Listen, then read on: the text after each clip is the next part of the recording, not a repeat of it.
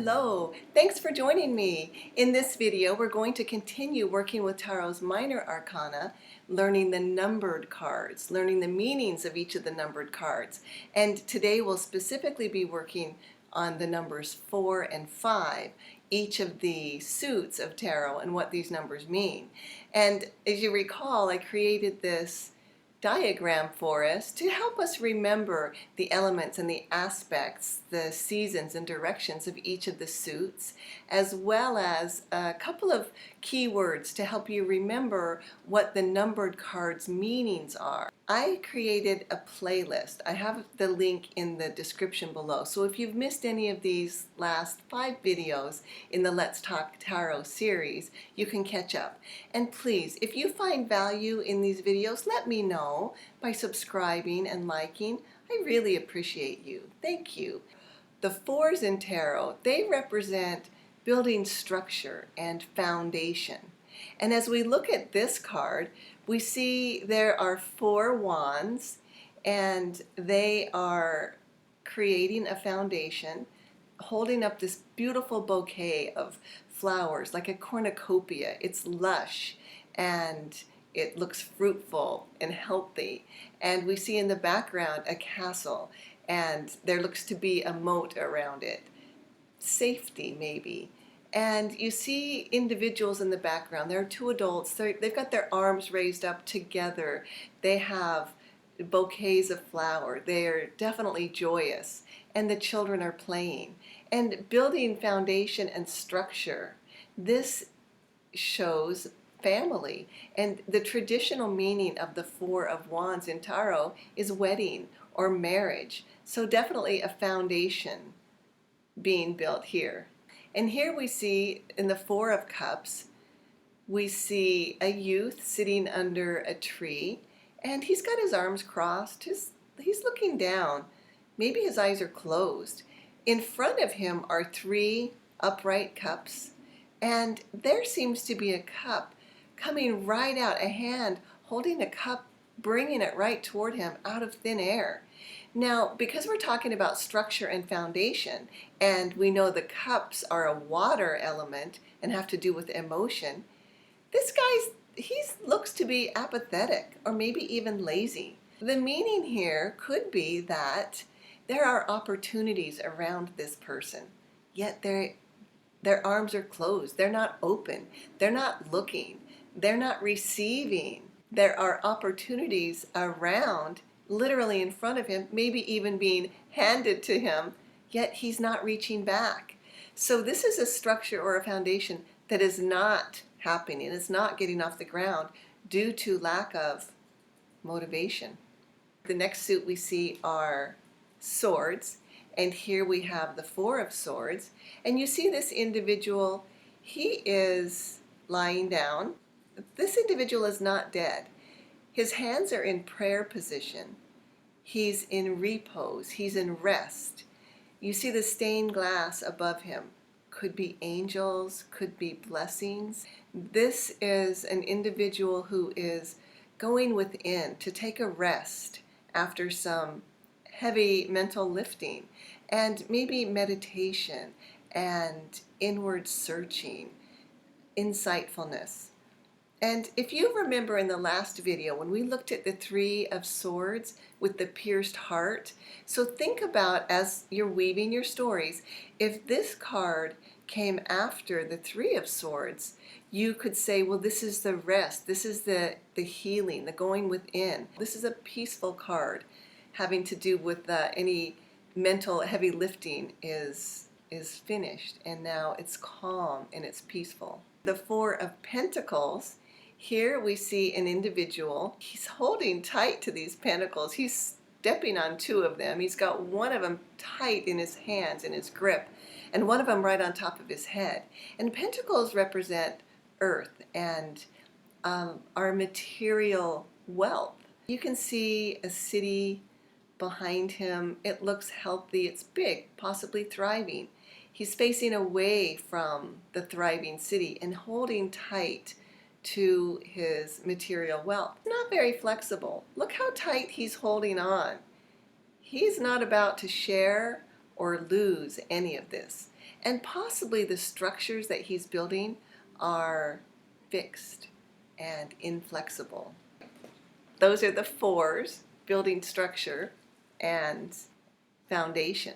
And you know, as you look at these cards and you're learning the cards, I really encourage that you use a journal and write down these meanings. Even if you don't look at that journal again, but you write it down, the practice of writing it while you're learning, it helps it stick with you.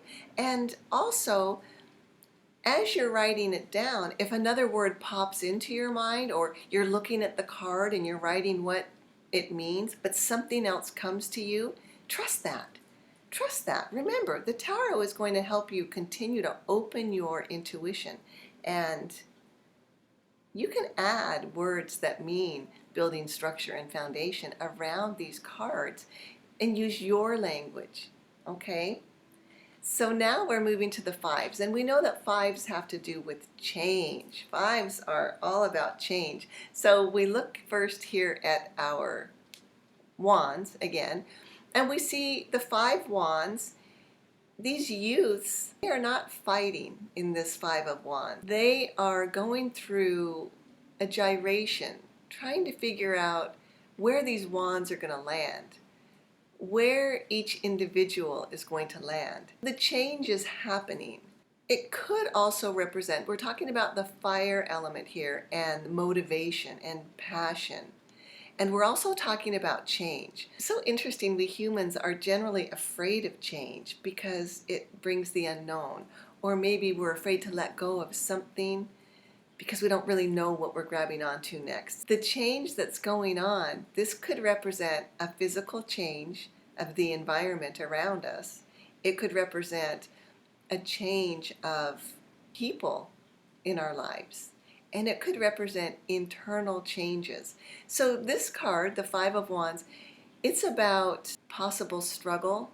It's about trying to put the puzzle pieces together and find out how everything's going to land and how we're going to react to the change, how we're going to move forward with the change. So we're involved in some kind of change and going through the process of where are we going to land and how is this all going to work out.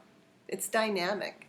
All right, and so we move to our cups, and this is our 5 of Cups. Now in this card we see an individual cloaked in black and looking down. And can you feel that sadness, the grief in this card? It's so sad. This person is looking down at these 3 overturned cups, spilt wine, maybe they're broken. This person is so stuck in their grief and their sorrow, they don't realize that there are 2 cups behind them, whole, maybe full, maybe ready to be filled. But this is definitely someone locked in sorrow. And because the cups are water element and have to do with emotion, this is sadness. When we really look at this card and we see the 2 whole cups behind this individual, and there's a bridge over troubled waters. If this individual would look up, he would see there's a house, there's a home in the distance. There's a bridge to cross over, to move along, to move forward. And he's just not seeing it. So with the change that 5s represent, this individual is not accepting the change, having a really difficult time moving past the grief. And as we look at the 5 of Swords, we see 3 individuals. One of them is clearly a victor or has had something over on them, but one of them is holding 3 swords, 2 facing up, and the other 3 swords, 1 is facing down, 2 are laying on their sides, and you don't see the tips. This is not resolved yet. There's a change going on, and it has to do with another person. And because this is about mental activity and thought, and you see these clouds and they're all jaggedy, this is a troubled mind. The 2 individuals in the background facing the water, they're walking away and they seem to be wounded. And the character holding the 3 swords, he's smirking. pretty happy with himself, as if he either got one over on them or got away with something at the expense of others. In the Suit of Swords, it's interesting that there are so many images that have to do with water, but it makes sense because swords are all about thought and our mental activities, and water is about emotion. So emotions and thoughts, well, they always go together. So this guy, in his mental activities, he really seems to think he's gotten something over, and it looks to be at the expense of others. The Five of Pentacles, here we have the earth element and physicality, even physical wealth, material wealth. And these two individuals, wow, they are bandaged up. They are not doing well. It's snowing. They're barefoot. One of them is on crutches. He has a bandage around his head. They're in a bad way. They're hurting. They're moving away from this beautiful stained glass window. It actually, in tarot, traditionally, this card represents that it's okay to ask for help. When you find yourself hurting and struggling, it's okay to ask for help. And traditionally, this card means that this is a church, the stained glass. There's a church.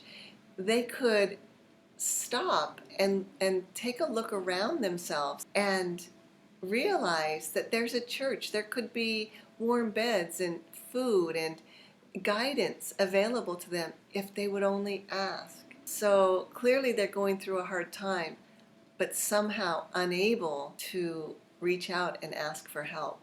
You know, as you're looking at these cards, I hope that you're doing the practices of weaving stories as you're learning the meanings of the individual numbers and the individual cards, because it will really help you to build your lexicon of information so that as you're laying your cards out and you're weaving your stories, you have more and more to call on from your memory.